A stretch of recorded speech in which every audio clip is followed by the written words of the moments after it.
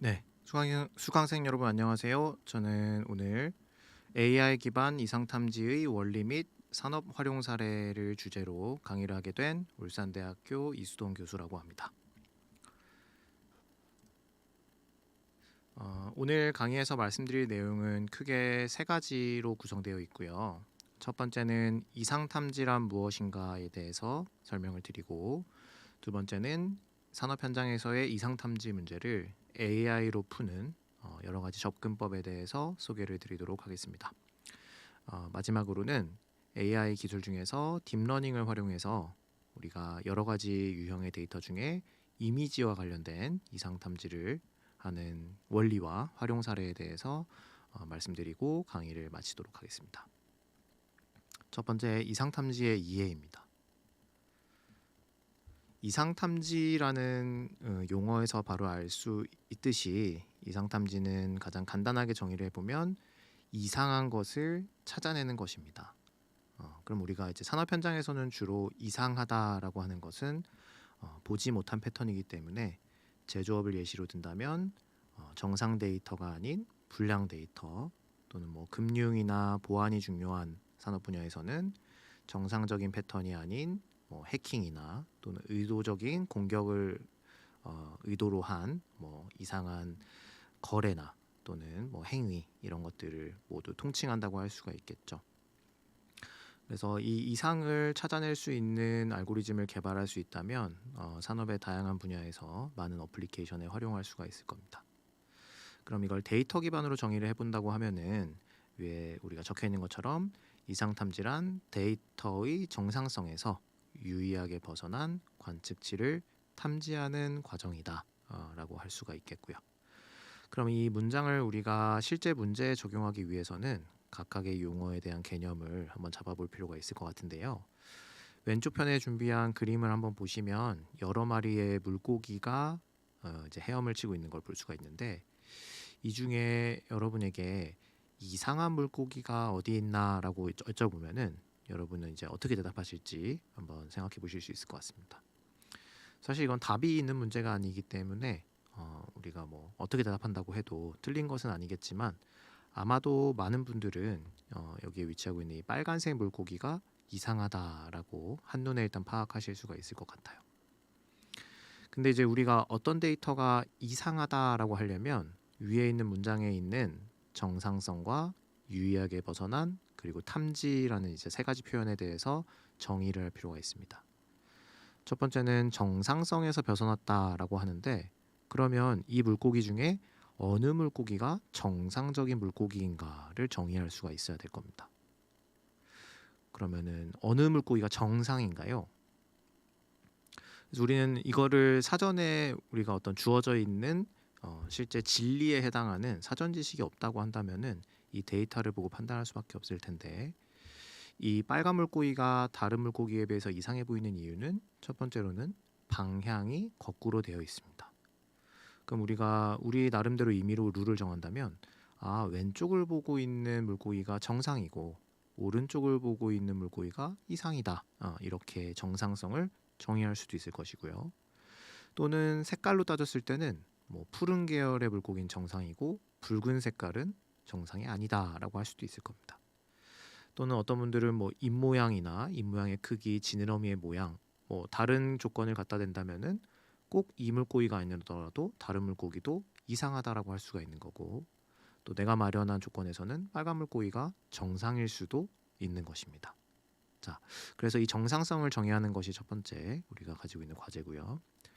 두 번째는 유의하게 벗어났다라는 의미는, 그럼 예를 들어 정상이 왼쪽을 보고 있고 푸른색 계열을 가져야 된다라고 했으면 그 패턴하고 얼마나 달라야 이상하다라고 할 수 있는지에 대한 정도에 대한 문제인데, 그러면은 왼쪽을 보고 있고 푸른색이라 하더라도 뭐 이런 물고기 같은 경우에는 유독 눈에 띄는 밝은 하늘색을 가지고 있는데, 그럼 이거는 이상한 게 아니고 빨간색만 이상한 것인가? 라고 할 수도 있는 거죠. 그러니까 그 정상적이라는 속성에서 얼마나 떨어져 있어야 이상인지에 대한 그런 질문입니다. 세 번째는 이제 탐지에 대한 건데, 그러면 그러한 정상과 이상에 대한 일련의 규칙을 가지고 있는 상태에서 이상한 물고기를 어떻게 찾아 나갈 것인가, 뭐 왼쪽에서부터 오른쪽으로 한 마리씩 검토해 볼 것인가, 뭐 아니면 묶음으로 해서 그룹별로 탐색할 것인가 등등의 그런 이제 어떤 샘플들을 우리가 어떻게 접근할지에 대한 문제도 있겠고, 또는 뭐 이 색깔을 어떻게 수치화해 가지고 뭐 RGB 신호로 바꿔서 그 숫자가 얼마 이상이면 이상이다 뭐 하는 방법으로도 생각해 볼 수가 있을 겁니다. 그래서 총 이 세 가지에 대한 우리 정의가 있을 때 이제 이상 탐지를 시작해 볼 수가 있다, 이렇게 먼저 말씀을 드리고요. 그래서 이러한 이상을 찾아내는 부분은 이제 산업 분야에서 정말로 다양하게 활용되고 있습니다. 사실 뭐 AI가 뭐 산업에 쓰인다라는 사례가 많지만 그 중에 아마 가장 널리 보편적으로 쓰이고 있고 가장 많이 연구가 되고 있는 부분이 아마도 이 이상 탐지일 것으로 생각이 됩니다. 대표적인 예시를 몇 개 살펴본다면은, 일단 첫 번째는 뭐 제조업에서 인더스트리얼 폴트라고 하는 것은 제조업에서의 불량 또는 데미지가 있는 부분을 디텍션한다든지, 또는 금융, 보험, 헬스케어, 통신 분야에서의 어떤 사기나 우리가 흔히 예상할 수 있는 뭐 스미싱, 그렇죠? 보이스피싱, 해킹 이런 것들을 탐지한다든지, 아니면 사이버 보안에서의 이상 패턴을 또는 디도스 공격 뭐 이런 것들을 본다든지, 또 의료 산업으로 갈 것 같으면은 질병, 특히 희귀 질병 뭐 이런 것들을 탐지하거나, 또는 코로나와 같은 질병의 발생을 디텍션하는 문제도 이상 탐지 문제로 생각을 해볼 수가 있겠고요. 어떤 인프라스트럭처를 모니터링하거나 또는 주식 시장에 대한 것들을 살펴보는 과정에도 이상한 거래나 패턴을 발견할 수가 있을 거고요. 화학 또는 바이오인포메틱스, 또 유전학, 물리학, 천문학 등에서의 과학적인 디스커버리에도 이상 탐지를 활용할 수가 있을 겁니다. 이렇게 넓은 분야에서 활용하고 있는 이상 탐지에 대해서 오늘 배워보려고 합니다. 그럼 이제는 어느 정도 용어 정의는 된 것 같고요. 이제 본격적으로 내용을 이해해 보려고 하는데요. 그럼 다시 이상 탐지란 용어로 돌아와서 이상 탐지를 영어로 바꾸어 이야기하면 어노말리 디텍션이라고 합니다. 어노말리는 말 그대로 이상이란 뜻이고요. 디텍션은 탐지입니다. 그래서 우리가 이상 탐지라는 것을 이상과 탐지로 나누어서 한번 먼저 이해를 해보도록 하겠습니다. 그럼 먼저 이제 이상에 대한 말씀을 드리려고 합니다. 이상의 정의는 생각보다는 어렵습니다. 이상의 개념은 상황과 맥락에 따라서 다르게 정의될 수 있으며 여러 용어와 혼용되고 있기 때문인데요. 앞서 말씀드렸던 정상성의 반대가 되는 것이 이상일 겁니다. 그럼 다시 한번 정상성을 리뷰해 보면, 정상성은 결국 대다수의 정상 데이터의 패턴 또는 분포라고 정의할 수가 있겠습니다. 사전 지식에 의해서 이것은 정상이고 이것은 이상이다라고 명시적으로 선언해 줄 수 있다라고 하면 문제는 좀 더 쉬워지지만, 그렇게 말하기 어려운 경우도 산업 현장에서는 굉장히 많이 있습니다. 그런 경우에는 대다수를 차지하는 데이터의 패턴이 정상성이라고 보는 것이 합리적이라고 생각할 수 있겠습니다. 그럼 제가 준비한 예시는 왼쪽에 있는 이 말들의 사진인데요. 말들이 다 다르게 생겼어요. 하지만 우리는 이 말들을 보고 전부 말이구나라고 인지할 수 있습니다. 그 얘기는 이 네 마리의 말은 정상적인 말이다라고 이제 생각할 수가 있겠다는 거죠. 그럼 오른쪽에 있는 이 네 마리의 말은 우리가 이상하다라고 할 수 있는 말의 예시들을 네 가지 정도를 준비해 본 겁니다. 첫 번째는 이 빛나고 있는 백마입니다. 자, 우리가 이상 탐지뿐만 아니라 인공지능 또는 머신러닝, 통계 분석에서 아웃라이어라는 말을 많이 들어보셨을 텐데, 우리말로는 이상치라고 하는 데이터입니다. 이 아웃라이어의 정의는 정상 분포에서 매우 낮은 확률로 관측되는 관측치란 뜻입니다. 그러니까 이 데이터는 이 정상 분포, 내가 관측했던 이 정상 분포에서는 나오기가 굉장히 어려운 낮은 확률로 발생하는 순백색의 백마입니다. 그래서 우리가 이거를 이상하다고 하는데, 이것이 꼭 잘못된 데이터거나 불량이거나 에러일 필요는 없습니다. 즉, 이상치는 정상적인 데이터인데 희박한 확률일 수도 있고, 아니면 정말 데이터의 오류나 아니면 불량 패턴 때문에 나오는 것일 수도 있습니다. 하지만 이상치라는 그 단어 그 자체는 정상 분포에서 매우 낮은 확률로 관측되는 관측치, 그 이상도 그 이하도 아니라는 점 일단 한번 숙지하시고요. 두 번째, 요렇게 생긴 말이 있는데 이 말은 novelty라는 또 말이 있습니다. 이상탐지 쪽에서 뭐 좀 공부를 해보셨거나 이제 경험이 있으신 분들은 novelty detection이란 말도 들어보셨을 텐데요. 이거는 발견될 수 있지만 아직까지 발견되지 않은 관측치입니다. 그러면 앞에 있는 100만은 뭐가 다르냐?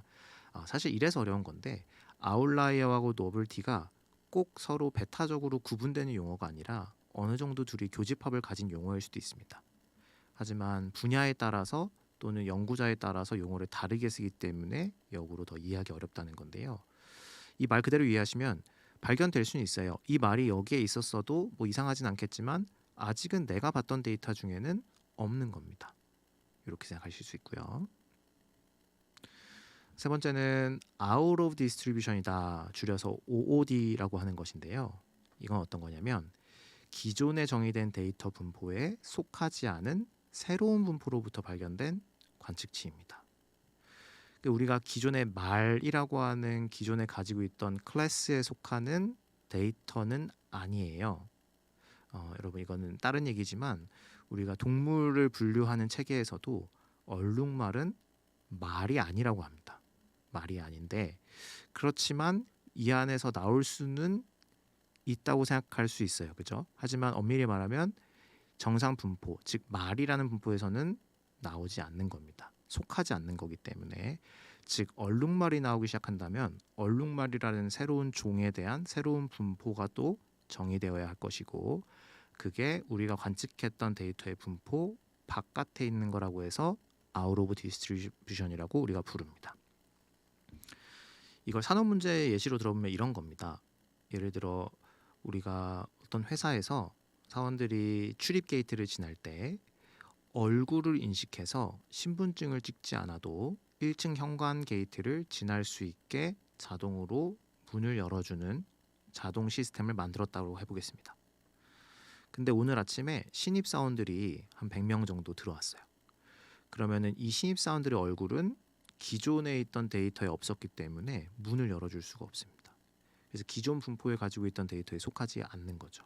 그럼 이 사람들에 대한 또 레이블링을 해서 새로운 클래스를 정의해주고 이것인지를 탐지해서 문을 열어주는 과정이 필요하겠죠. 이제 그런 문제를 우리가 out of distribution이다라고 하기도 합니다. 마지막으로 유니콘이 있는데요. 유니콘은 정말로 이상한 겁니다. 그러니까 이거는 무엇인가가 잘못된 거예요. 그죠? 이 데이터에서 나오기가 어렵고 정말 잘못되고 특별히 다른 특성을 가지고 있는 건데 특정한 문제, 어떤 기인되는 원인에 의해서 발생한 비정상적인 데이터입니다. 그러니까 이건 더 이상 우리가 정상이라고 볼 수가 없는 거고요. 그래서 영어 표현으로는 abnormality라고 한다. 이렇게 이제 정리를 하시면 돼요. 자, 그래서 큰 틀에서는 anomaly detection이다라고 하면은 이상을 찾는 거다라고 하는데 그 이상을 어떠한 각도에서 바라보냐에 따라 다른 용어로 쓰고 있고 이런 용어들이 혼재되고 있습니다. 그래서 아웃라이어를 디텍션한다라든지 너블티를 찾는다든지 아웃 오브 디스트리뷰션 문제를 푼다든지 애브노멀리티를 다룬다든지 하는 것들은 모두 이상 탐지, 즉 어노멀리 디텍션의 범주에 포함될 수가 있습니다. 또 이러한 이상 패턴은 사실은 또 유형에 따라서 우리가 또 분류를 할 수가 있는데요. 어떤 형상으로 나타나는지에 대한 부분입니다. 일단 첫 번째 포인트 어노말리는 말 그대로 한 점만 정상 분포에서 벗어나 있는 거고요. 그룹 또는 컬렉티브 어노말리라고 하는 것은 여러 개의 데이터가 모여서 이상한 군집을 형성하는 부분을 말하는 겁니다. 컨디셔널 프로바빌리티 또는 컨디셔널 어노말리 또는 컨텍스추얼 어노말리라고 하는 것은 조건부 또는 맥락에 따른 이상이다라는 말인데요. 왼쪽에 이 그림을 보시면 이해를 하실 수가 있을 것 같습니다. 우리가 이러한 패턴을 띠는 데이터가 여러 번 관측됐는데 만약에 여기에 점이 찍혔다고 해보겠습니다. 그럼 우리가 일반적으로 이게 예를 들어 어떤 설비에 뭐 온도나 압력을 모니터링하고 있는 시계열 데이터라고 생각을 해보겠습니다. 그럼 사실 이 점은 레인지로 관리하는 입장에서는 우리가 허용할 수 있는 상한과 하한의 범위에 포함되기 때문에 이상하지 않다라고 생각할 수도 있습니다.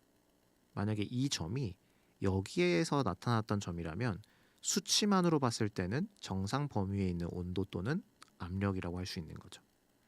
하지만 X축을 형성하는 시간 또는 어떤 이벤트에 대한 위치가 이 점이 요 점에서 여기에 찍혔을 때는 이상하다는 겁니다.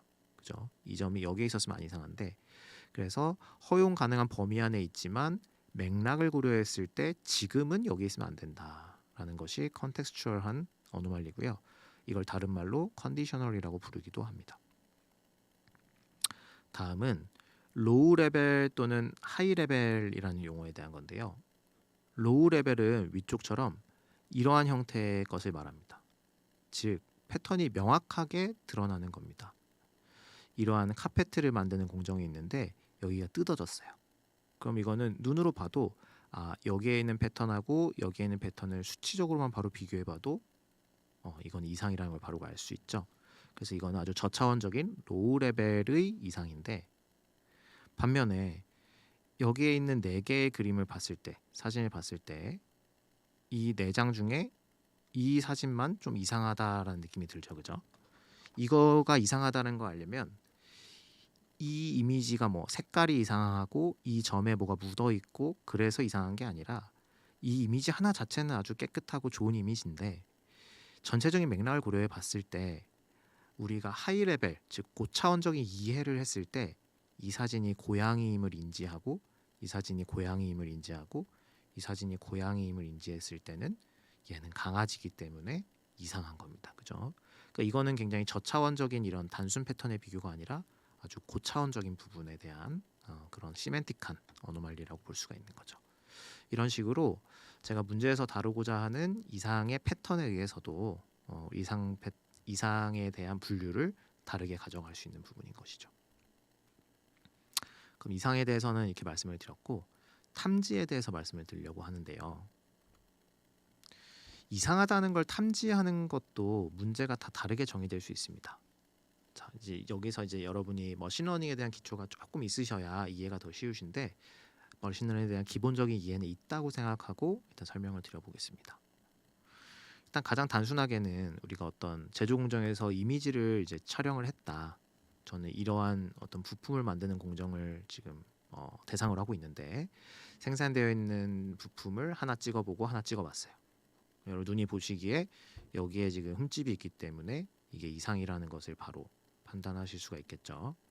그러면 이 이미지하고 이 이미지하고를 분류하는 문제가 이제 되는 겁니다. 그래서 이 이미지의 정답은 정상, 이 이미지의 정답은 이상. 그래서 정상 이미지는 정상으로, 이상 이미지는 이상으로 분류하는 문제라서 우리가 흔히 말하는 기계학습, 머신러닝에서의 클래시피케이션, 분류 문제에 해당하는 거죠. 자, 이제 이거는 이미지 레벨에서 이야기하는 것이고요. 이상은 이상인데 어디가 이상인데, 그래서 그러면 여기가 이상이다라고 알려줘야 된다라고 한다면 이제는 이상 영역을 탐지하는 문제로 바뀝니다. 이것을 우리가 영어로 로컬라이제이션이라고 하는데요. 이때부터는 우리가 컴퓨터 비전에서 나오는 객체 인식, 오브젝트 디텍션 또는 영역 분할, 이미지 세그멘테이션 문제로 바뀌게 되고, 객체 인식은 이미지 안에 이상이 있는 부분에 박스를 쳐주는 부분이고요. 그 다음에 세그멘테이션은 바로 윤곽선을 따주는 이런 부분이겠죠. 그래서 이거는 이미지 레벨이 아니라 이미지 데이터로 봤을 때는 픽셀 레벨에 해당하는 이상 탐지 문제로 바뀌게 됩니다. 자, 이번에는 이미지 데이터가 아닌 시계열 데이터로 한번 가보겠습니다. 시계열 데이터란 X축의 시간 순서대로 기록되는 센서 데이터와 같은 그런 데이터를 말하는데요. 아까 앞서 예시 들었던 것처럼 어떤 설비의 온도나 압력을 실시간으로 모니터링하고 있다고 해보겠습니다. 그럼 이런 식으로 우리가 이상한 삐쭉삐쭉 올라오는 이상 패턴을 찾아야 되는데, 사실 시계열 데이터는 이미지 데이터보다 조금 더 어려운 부분은 어떤 거냐면, 시계열 데이터에서의 이상은 그 이상이 일어나기 이전에 찾아야지 의미가 있습니다. 이미지 데이터 같은 경우에는 이 이미지가 이상이군, 정상이군 이거를 사건 발생 이후에 판단해주면 되지만 시계열 데이터는 이미 이상이 일어난 다음에 판단하면 늦습니다. 그죠? 이미 그 설비가 고장난 다음이기 때문에 이 문제를 내가 이상이 발견하기 전에 발견해야 된다라고 하면 이제 이거는 예측 문제가 되는 겁니다. 그래서 일반적으로는 이게 좀 더 어려운 문제가 되는데요. 그래서 탐지 유형에 따른 이상 탐지의 분류는 뭐 이외에도 다르게 분류할 수도 있을 것인데요. 이 정도로 소개를 드리고 넘어가 보도록 하겠습니다. 자, 그럼 이제 본격적으로 이상 탐지 문제라는 게 이런 거구나라는 감을 잡으셨다면은 이제 AI로 이상을 찾는다라는 거는 어떤 문제인가에 대해서 살펴보겠습니다. 그러려면 우리가 AI를 정의를 해야 됩니다. 사실 우리가 AI 많이 우리가 얘기를 하지만 AI는 엄청나게 큰 개념입니다. Artificial Intelligence라는 단어 그 자체처럼 Artificial은 인공적인이란 뜻이고 Intelligence는 지능입니다. 그렇기 때문에 지능을 인공적으로 모사하기 위한 모든 기술이 Artificial Intelligence, 즉 AI의 영역에 속하게 되는 거고요. 그 중에 컴퓨터가 데이터를 통해서 자동으로 학습하도록 하는 기법이 바로 머신러닝입니다. 우리가 은연중에 AI라고 많이 말하지만 사실 산업 현장에서 우리가 데이터로부터 어떤 패턴을 학습해서 문제를 푸는 것은 대부분 머신러닝에 해당하는 얘기인 경우가 많습니다. 그리고 딥러닝은 머신러닝 중에서 머신러닝을 구현하기 위한 방법 중에 심층 인공신경망이라는 방법론을 사용하는 그 그룹을 말합니다. 그래서 딥러닝은 머신러닝의 또 하위 개념이 되는 겁니다. 그래서 이 구조를 이해하기 위해서 제가 좀 더 예시를 준비했는데 머신러닝은 즉 데이터로부터 컴퓨터가 어떠한 모델을 통해서 자동으로 학습해서 사용자가 원하는 정보를 제공하는 것이다. 이 프레임을 따라가는 것이 머신러닝이고 보다 쉽게 이해하기 위해서 한 가지 여러분께 퀴즈를 내보겠습니다. 왼쪽에 x가 있어요. x가 1일 때 y가 2고요. x가 2일 때 y가 4고 x가 3일 때 y가 6, x가 4일 때 y가 8이라고 제가 한번 먼저 데이터를 드려보겠습니다. 그럼 우리는 총 4건의 데이터를 관측한 겁니다. 이제 제가 여러분께 문제를 냅니다. 그러면 x가 5면 y는 몇인가요? 라고 질문을 하면 여러분은 쉽게 대답을 하실 겁니다. 뭐라고 하실 거냐면 10입니다 라고 하실 텐데 10인지를 어떻게 아셨어요? 라고 제가 여쭤보면 10이라고 왜 그랬냐면 y가 x의 2배일까요? 라고 대답하실 거예요. 그죠? 그러면 y가 x의 2배인 것을 인지하시고 x가 5일 때 y가 10임을 예측하신 겁니다. 그럼 여러분은 부지불식간에 사실 수학을 어느 정도 하신 건데 어떤 수학을 하셨냐면 y는 wx라는 수식을 만들어 놓고 그 w가 2라는 것은 데이터를 통해서 학습을 하신 거죠. 다시 한번 돌아가 보면은 이 왼쪽에 있는 데이터를 봤을 때 규칙이 있나? 라는 질문을 가진 다음에 y가 x에 뭘 곱한 거네? 라면은 머릿속에 이게 생긴 거고요. 근데 그 w가 2네? 그거는 4번 해보니까 w에 2를 넣었을 때 가장 잘 들어맞더라. 이 얘기죠. 그죠? 그러면은 이때 얘가 모델이 되는 거고 얘가 문제가 되는 겁니다. 그럼 여기에 x에는 여러분이 가지고 있는 데이터 이게 이미지든 시계열 데이터든 뭐 정형 데이터든 뭐든지 넣고요. y는 정상 또는 이상이라고 바꿨다고 생각해 보세요. 뭐 정상은 1, 이상은 0. 그럼 같은 문제겠죠. 그죠? x가 이미지가 어떻게 생겼을 때 이상이었고 어떻게 생겼을 때 정상이었는데 과거 데이터를 보니까 그 규칙은 이거고 그때 w는 뭐다? 2다. 이거를 누가 학습하는 거냐면 컴퓨터가 학습하는 겁니다. 만약에 사람이 2라고 직접 키보드로 쳐서 넣어줬다. 그럼 이 문제는 더 이상 머신러닝이 아닙니다. 자, 돌아가 보면 그 문제는 AI이긴 하지만 더 이상 머신러닝은 아니죠. 하지만 W가 2인 것을 컴퓨터가 데이터를 통해 자동으로 학습했다면 그것은 머신러닝입니다. 그래서 우리가 지금부터 얘기하는 것들은 대부분 머신러닝에 해당하는 겁니다. 자, 그러면 이 식은 어떻게 만들어요? 사람이 만드는 겁니다. 이 식은 사람이 주되 W 값은 컴퓨터가 찾는 것. 그게 바로 머신러닝이고, 딥러닝은 이 y는 wx라는 식을 복잡하게 만든 겁니다. 그래서 이 수식을 복잡한 딥러닝, 즉 심층 인공신경망이라는 모델로 설명되는 수식으로서 이 문제를 풀려고 한다면 그게 딥러닝이 되는 거죠. 이렇게 머신러닝을 한번 이해를 하시면 좋겠습니다. 그럼 결국 머신러닝은 데이터에 기인할 수밖에 없죠. 그래서 일단 우리가 데이터를 많이 수집하고 정답을 많이 수집한 다음에 그 데이터가 이러한 정답이 되는 데에 영향을 미치는 패턴을 수학식으로 학습하는 것이 바로 머신러닝이 되겠죠.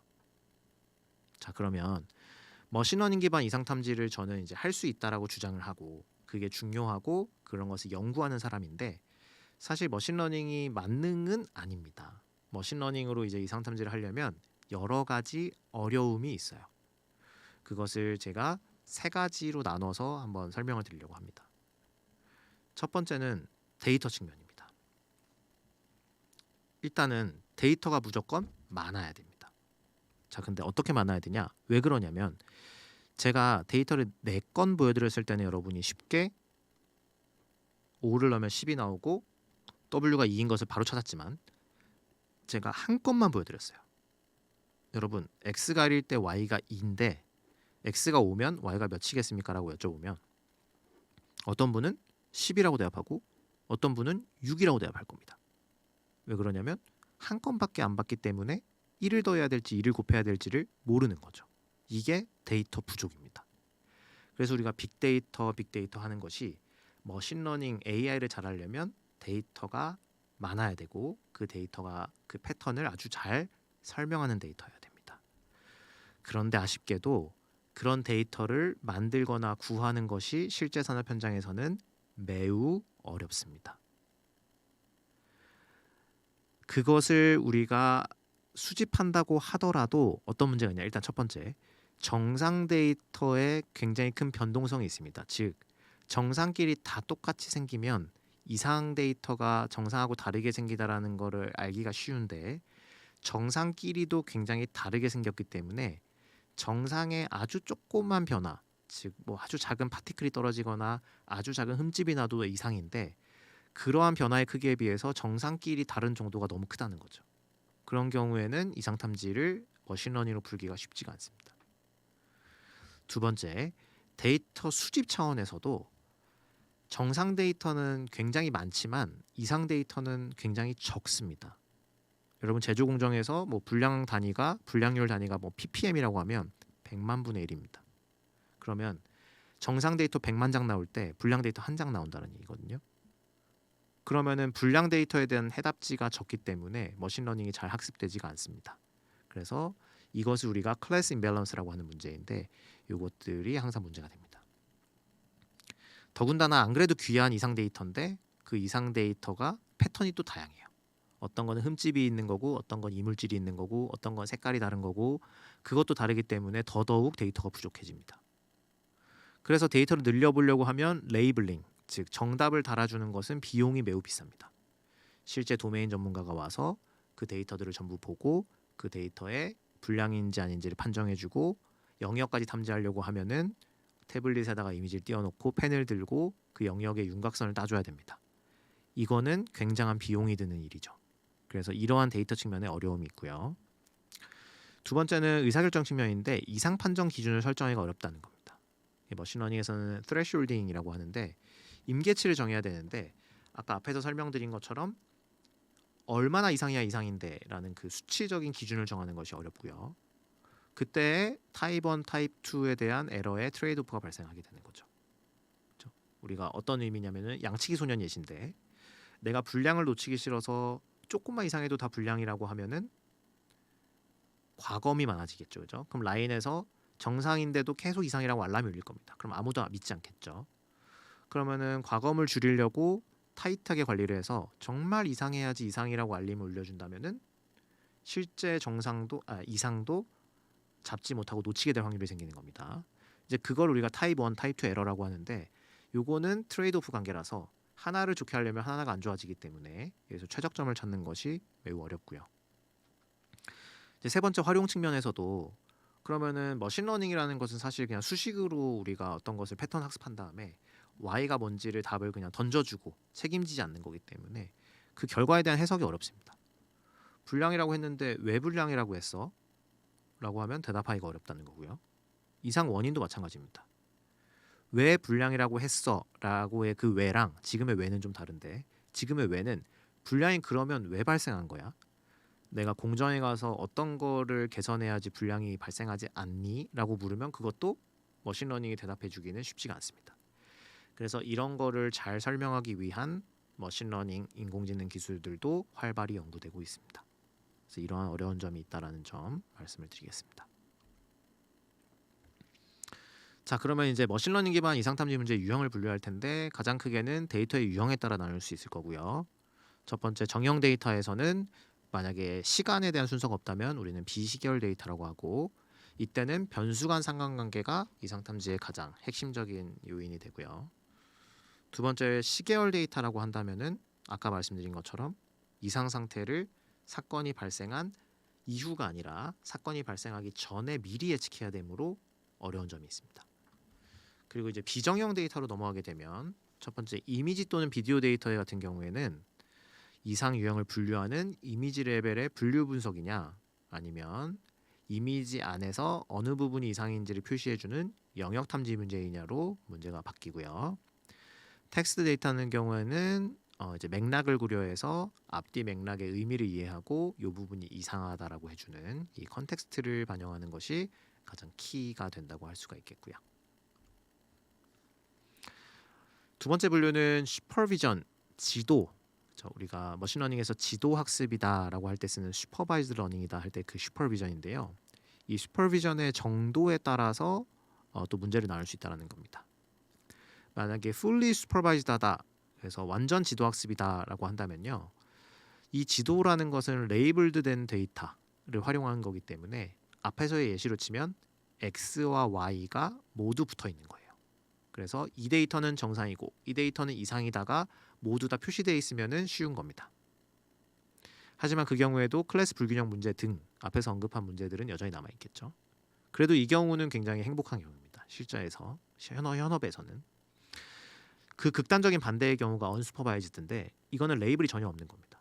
이런 거예요. 그래서 어떤 뭐 과자를 만드는 뭐 기업이 있다고 하면은 우리가 과자를 만들어서 이 과자가 정상적으로 생산된 제품인지를 전부 다 카메라로 찍어 놓긴 했어요. 근데 예를 들어서 뭐 조리퐁 같은 과자를 만드는데 하루에도 뭐 수십만 개의 조리퐁이 나올 거지 않습니까? 낱개로 치면.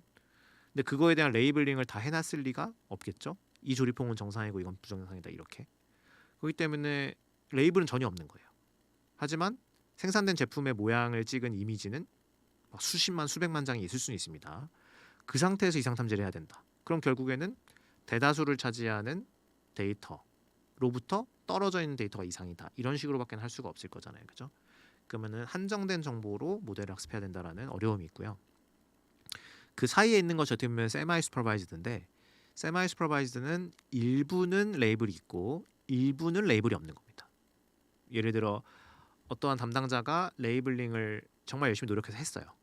근데 이제 사람이 하다 보니까 한 10,000장밖에 못했습니다. 이미지를. 근데 10,000장 외에 한 10,000,000장 정도가 있어요.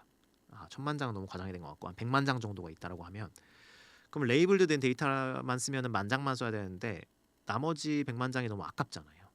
그래서 레이블드 된 10,000장으로 레이블 되지 않은 100,000장도 학습에 활용할 수 있도록 하는 것이 세마이 슈퍼바이즈 러닝, 준지도 학습이고요. 그 중에 정상 데이터만 있고 이상은 아예 없다라는 것이 원 클래스 문제가 되는 것이고 정상 데이터와 이상 데이터 조금 이 레이블링 돼 있고 레이블링 안 된 데이터가 많이 있다 그러면 이거는 partially labeled 된 데이터에 대한 준지도 학습이 되게 됩니다. 마지막으로 요즘에 가장 유행하고 있는 것은 바로 자기지도 학습이라는 건데요. 이 부분은 실제로 레이블링이 없음에도 불구하고 마치 레이블이 있는 것과 같이 지도 학습과 비슷한 형태로 학습을 할 수 있게 하는 기술을 말하는데 오늘은 시간 관계상 자세하게 말씀드리기는 어렵고 관심 있으신 분들은 조금 더 관련 내용을 찾아보시면 좋을 것 같고 최근에 AI 기반 이상탐지 분야에서 가장 활발히 연구되고 있는 분야라는 점 그것은 이제 강조를 드리고 넘어가고 싶습니다. 다음으로는 이제 딥러닝 기반 이상탐지에 대해서 한번 말씀을 드리려고 합니다.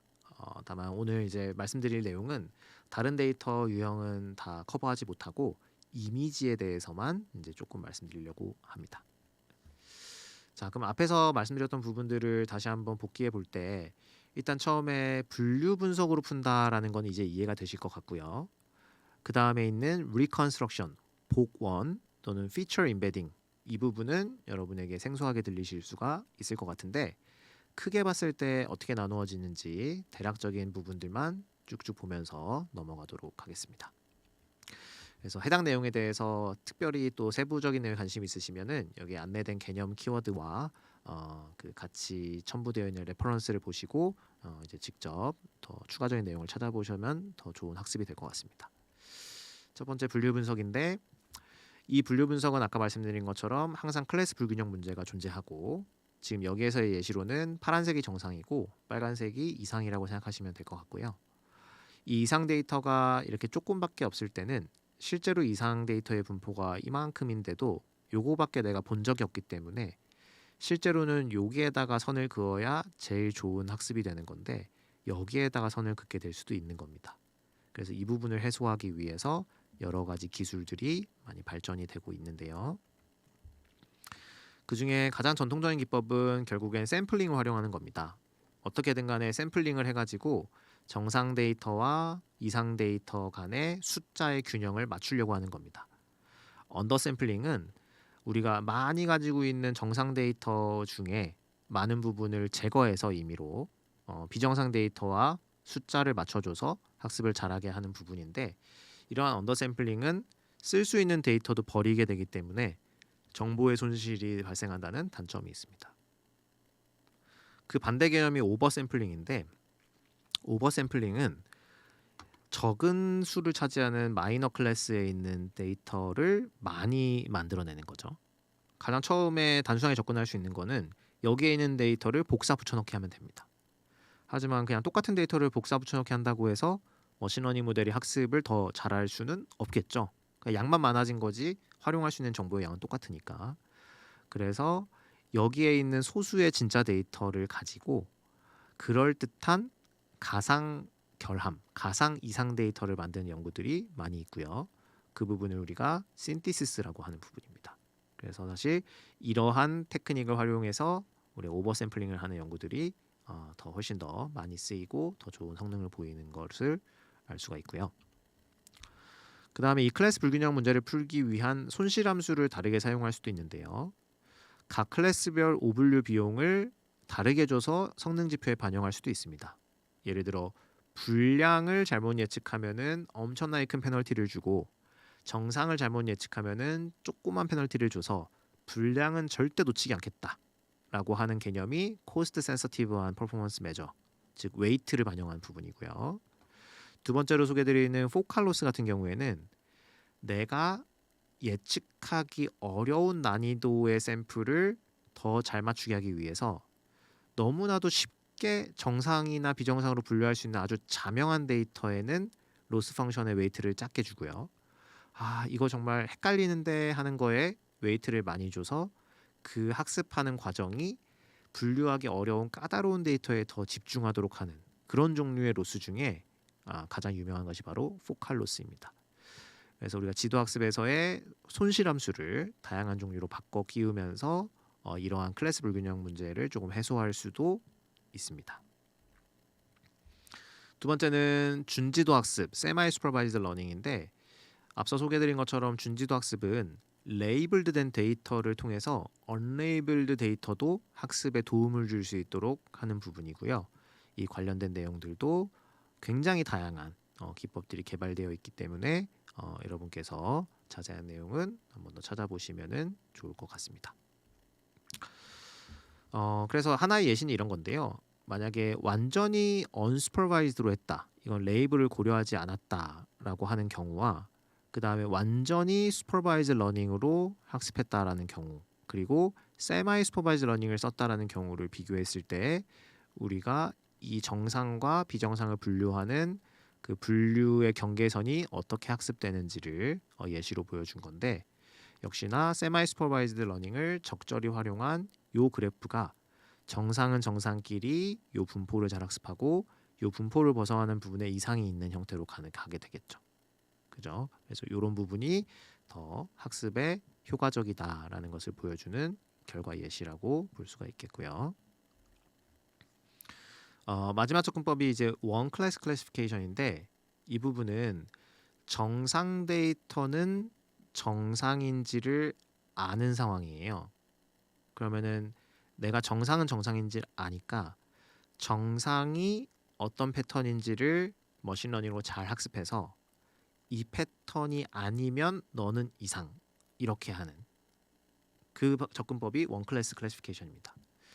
근데 머신러닝에서 클래시피케이션이라고 하면은 서로 다른 여러 개의 클래스를 구분하는 문제인데 구분할 클래스가 단 하나밖에 없는데 무슨 분류를 한단 말이냐라고 처음에는 이렇게 생각해서 원 클래스 클래시피케이션이라는 말이 굉장히 의아하게 들릴 수가 있습니다만은 방금 말씀드린 내용을 잘 복기해 보시면 클래스가 하나지만 그러면은 그 클래스와 그 클래스가 아닌 샘플 사이의 경계선을 학습하는 거구나 라고 생각하시면은 이제 이해가 되실 것 같아요. 그럼 이 파란색이 정상 데이터인데 원래는 이것만 가지고 학습해야 되는데 그러면 이 파란색 데이터의 경계선을 잘 학습해야 되고 근데 이 파란색의 경계선은 여기에 학습될 수도 있고 더 큰 원으로 학습될 수도 있고 더 큰 원으로 학습될 수도 있습니다. 그죠? 그러면은 그 큰 원이 아니라 아주 타이트한 요 경계선으로 학습시키고 싶은 경우에는 이상 데이터가 좀 필요한데 실제 이상 데이터가 없으니까 가상으로 이상 데이터를 만들어 보는 거예요. 그래서 내가 가상으로 만들어서 가상으로 만든 데이터를 찍어보면은 이런 데 찍히게 되니까 내가 직접 보지는 못했지만 그 가상 데이터가 온 다음에 여기에 있고 그래서 이렇게 크게 원을 그리는 것보다는 타이트하게 그리는 게 더 좋겠구나라는 거를 머신러닝에게 알려주는 거죠. 이렇게 푸는 방법들이 주로 원 클래스 클래시피케이션에서 많이 사용되는 테크닉들입니다. 두 번째는 이제 리컨스트럭션이라고 해서 우리말로는 복원을 활용한 기법인데요. 이 복원 기반의 가장 기반이 되는 것이 바로 오토 인코더입니다. 오토 인코더의 특징은 이 인공신경망의 인풋은 X고 인공신경망의 아웃풋은 Y가 되는 즉 X를 넣었을 때 내가 관심을 가지는 Y를 예측하는 그 함수를 학습하는 것이 일반적인 인공신경망이지만 오토인코더는 인풋도 X 즉 X를 넣어서 다시 X를 만드는 인공신경망을 학습하는 거예요. 어떤 얘기냐? 내가 이 이미지를 넣었으면 이 이미지하고 똑같은 이미지를 다시 만들어내는 수학식을 배우는 겁니다. 그러면 구태여 내가 어렵게 왜 수학까지 써가면서 내 이미지 넣은 거랑 똑같은 이미지를 만드는 거를 학습할 필요가 왜 있을까요? 그 과정에서 어떤 걸 배울 수 있냐면 이 이미지를 이 이미지로 똑같이 만드는데 사용하는 변수의 수를 줄여가면서 학습해 보는 겁니다. 즉, 이 이미지를 표현하는 데 필요한 변수의 수가 만약에 이미지의 사이즈가 100 by 100이었다면 총 10,000개인데 요 가운데에는 1000개의 변수만 가지고 요 10,000개를 압축했다가 다시 복원할 수 있는 방법을 학습했다라고 해보겠습니다. 이게 여러분이 컴퓨터에서 압축 파일을 만드는 원리와 비슷한 거예요. 무슨 얘기냐면 제가 큰 용량의 파일을 어떤 zip 파일로 압축을 했지 않습니까? 그러면 용량이 줄어듦에도 불구하고 그거를 메일로 받은 다음에 다시 압축을 풀면 원래 데이터로 복원이 되는 이 과정이 압축인데 그러면은 용량을 더 적게 활용하면서도 원래 데이터를 표현할 수 있는 거니까 그 데이터를 표현하는 데 필요한 핵심만 골라내는 기술이 있다라고 봐도 무방하겠죠. 그렇게 이해를 한다면은 이 오토인코더의 용도는 그러면 이 이미지를 다시 복원해내는 데 꼭 필요한 알짜 정보만 여기 넣어줘 라는 말이 될 것이고 이걸 이용하면은 정상 데이터만 있어도 정상 데이터가 한 뭐 10만 장 이렇게 있으면 정상 데이터를 복원하는 법을 학습하는 겁니다. 그럼 이 모델은 정상 데이터를 복원하는 법만 학습해봤기 때문에 만약에 이상한 데이터가 오면 이상 데이터로는 복원을 못하는 거예요. 왜냐하면 저는 이런 거는 복원해 본 적이 없기 때문에. 그래서 입력한 이미지와 다시 복원된 이미지의 차이가 클수록 이상한 이미지라고 생각할 수 있는 겁니다. 이러한 원리를 가진 게 리컨스트럭션입니다. 거기에 가장 기본이 되는 것이 바로 오토인코더고요. 오토인코더에서 한 단계 발전한 것이 바로 GAN입니다. 적대적 생성신경망이라는 것인데 적대적 생성신경망에 대한 것을 지금 자세히 다루기에는 시간적 제약이 있고요. 다만 적대적 생성신경망을 원리를 이해하시고 난 다음이라면 그것이 이상탐지에 왜 유리한지는 이렇게 해석해 볼 수가 있습니다. 앞서 말씀드린 오토인코더만 사용했을 때에는 우리가 입력 이미지와 복원된 이미지의 차이만 가지고 그 점수만 가지고 이상인지를 판단하지만 GAN이라는 적대적 생성신경망을 쓰면은 더 많은 종류의 비교 대상 점수를 만들 수가 있어요. 그래서 우리가 하나의 점수만 가지고 이상인지 판단하는 것보다 여러 개의 점수를 가지고 판단하는 게 더 정확할 수가 있습니다. 그래서 간단하게만 그 원리를 생각해 보면은 이런 장점이 있다라고만 이해를 하시고 GAN에 대해서는 따로 관심 있으신 분께서는 추가적인 학습을 하시는 것을 추천을 드리겠습니다. 그래서 그 안에 들어가는 스트럭처를 이제 바꿀 수가 있는데 요즘에 거대 언어 모델인 LLM을 기점으로 많이 알려진 트랜스포머라는 구조가 있는데요. 이 트랜스포머라는 구조는 기존의 시퀀스 데이터나 또는 자연어 데이터에만 많이 쓰이는 것처럼 인식이 되고 있었지만 이미지 분야에도 성공적으로 적용돼서 많은 그 성공 사례들이 연구 결과로 나오고 있습니다. 그래서 앞서 말씀드린 그 리컨스트럭션 하는 과정에서 그 안에 들어가는 인공신경망의 구조로 이 트랜스포머를 채택해서 이미지를 잘 함축하면 더 잘 이상 탐지를 할 수 있다라는 그런 소개를 드리고 넘어가도록 하겠습니다. 그다음에 이제 트랜스포머 다음에 이미지 분야에서 정말 많이 사용된 것이 이제 디퓨전이라는 구조인데요. 이 디퓨전은 앞서 말씀드린 오토인코더처럼 어떠한 이미지를 생성 또는 복원할 수 있는 그런 규칙을 배우는 어떻게 보면 새로운 방법론입니다. 그래서 수학적인 부분을 제외하고 아주 간단하게만 기본적인 철학을 말씀드리면 디퓨전이라는 모델은 내가 만약에 S라는 글씨를 쓰고 싶으면 이 S를 만드는 과정을 이해를 해야 됩니다. 사람들은 알아요. S를 써봐 하면은 이렇게 S를 쓸 수 있는데 사람들도 그 S를 쓸 때마다 조금씩 다르게 생기게 S를 씁니다. 하지만 여전히 모두 S죠. 그럼 우리는 S를 어떻게 써야 된다라는 무에서부터 U로, 즉 S로 가는 과정을 알고 있지만 컴퓨터는 모르니까 그걸 가르치려고 하는데 그 가르치려는 방법이 S를 먼저 두고 S에다가 아주 랜덤한 노이즈를 뿌려가면서 이 노이즈가 추가되면은 점점 무로 가게 되겠죠. 그렇죠? U에서 무로 가는 과정을 반복하는데 이 과정을 우리가 하는 거기 때문에 알 수 있기 때문에 거꾸로 가는 과정도 동시에 학습할 수 있다라는 것이 디퓨전의 기본적인 원리입니다. 그래서 이 반복 과정을 통해서 결국에 랜덤한 노이즈로부터 내가 원하는 형태의 이미지를 만들어내는 기술, 이것이 어떻게 보면 지금 이미지 생성에서 가장 최첨단에 있는 기술이 바로 디퓨전이라는 기술이고요. 이 리컨스트럭션 기반의 메서드에 이 디퓨전을 사용하면은 더 좋은 성능을 보일 수 있다. 이렇게 최신 연구 트렌드를 생각해 보시면 좋을 것 같습니다. 이제 마지막으로 소개해드릴 내용이 피처 임베딩인데요. 피처 임베딩은 피처는 머신러닝에 사용하는 요인, 즉 변수에 해당하는 그 부분이고요. 임베딩은 요 변수를 함축하는 과정을 말합니다. 그래서 첫 번째는 Teacher Student Architecture, 이게 피처 임베딩을 쓰는 가장 대표적인 사례인데요. 이건 어떨 때 필요한 거냐면은 제가 지금 쓰고 싶은 이 문제 환경에서는 많은 양의 데이터를 구하기가 어려운 상황이 있을 수 있어요. 그러면은 이 이미지와 유사하거나 또는 아주 유사하지 않아도 그래도 없을 때보단 도움이 될 수 있는 다른 데서 구하기 쉬운 대량의 이미지 데이터를 활용하고 싶을 때가 있을 수 있고요. 이때 원래 많이 사용하던 것이 전통적인 전이 학습인데 그 전이 학습의 방법 중에 티처 스튜던트 네트워크라는 기법이 있습니다. 이건 뭐냐면 대규모 데이터셋으로부터 학습된 인공신경망의 중간 피처들을 가져와서 이 피처에 가지고 있는 정보를 보다 작은 사이즈의 모델에 가르쳐 주도록 하는 겁니다.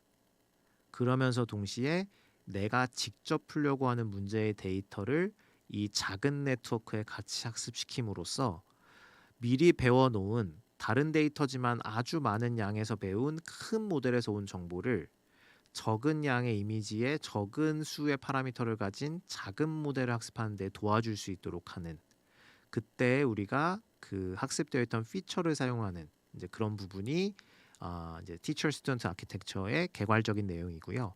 지금 말씀드린 지식을 전달하는 부분이 바로 지식 증류라는 용어로 쓰이는 내용입니다.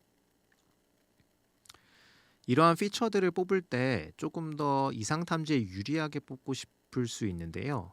이제 그때 쓰이는 개념이 바로 디스트리뷰션 맵이라는 거고요. 이거는 사전 학습된 아까 말씀드린 큰 모델로 추출한 피처의 분포가 이상 탐지를 위해 정의된 분포로 매핑되면 좋겠다라는 거고요. 어떤 의미냐면 이러한 정산 분포를 많이 학습한 이 모델에서 나온 피처는 사실 우리가 의도한 대로 되지 않고 어떤 임의 분포로 분포하게 됩니다. 그런데 우리가 이상 탐지를 하려면 이 분포의 모양이 정규 분포와 비슷한 모양이 되어서 양쪽 끝에 위치한 것이 낮은 확률이다라고 함축하고 싶은 우리의 의도가 있습니다. 그러면 이거를 학습하는 동안 결과물은 반드시 정규 분포처럼 나오게 해줘 라는 식으로 분포를 강제할 수 있는 우리 그런 기법을 디스트리뷰션 맵이라고 하고요. 이렇게 됐을 때 훨씬 더 좋은 성능의 이상 탐지를 얻을 수 있습니다. 마지막으로 소개해드릴 내용인데요. 메모리 뱅크라는 것은 이제 난 더 이상 모델 자체를 학습하고 싶지 않아.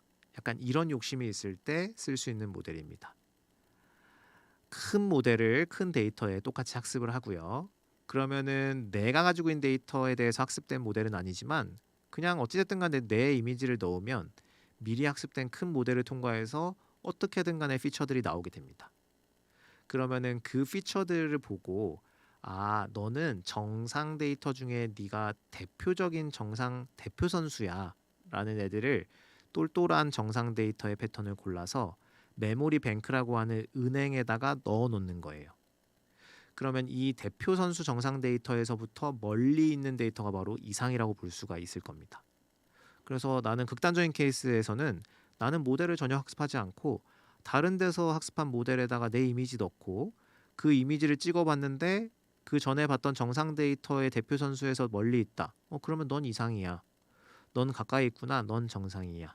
이렇게 하는 것이 이제 메모리 뱅크를 활용한 방법이고요. 여기에서 내가 학습한 모델을 좀 더 같이 활용할 수 있는 형태로도 얼마든지 응용이 가능합니다. 이 메모리 뱅크는 모듈의 형태로 들고 다니면서 제가 풀고 싶은 문제의 상황에 따라서 활용할 수 있는 그런 사례들도 많이 있습니다. 그래서 오늘 제가 준비한 내용은 여기까지고요. 오늘 제가 드린 강의는 사실 각각의 내용에 대한 원리를 깊게 설명하는 원리라기보다는 응용에 관한 부분에 초점을 맞췄기 때문에 오늘 강의에서 설명이 부족했던 부분은 여러분의 문제에 적합한 키워드를 가져가셔서 그 키워드를 가지고 좀 더 많은 공부를 하는 시발점이 되는 그런 용도로 이 자료와 오늘의 강의를 활용하시면 더 여러분의 현업에 도움이 많이 되실 거라고 생각이 됩니다. 그럼 오늘 강의는 여기서 마치도록 하겠습니다. 긴 시간 동안 강의 들어주셔서 감사합니다.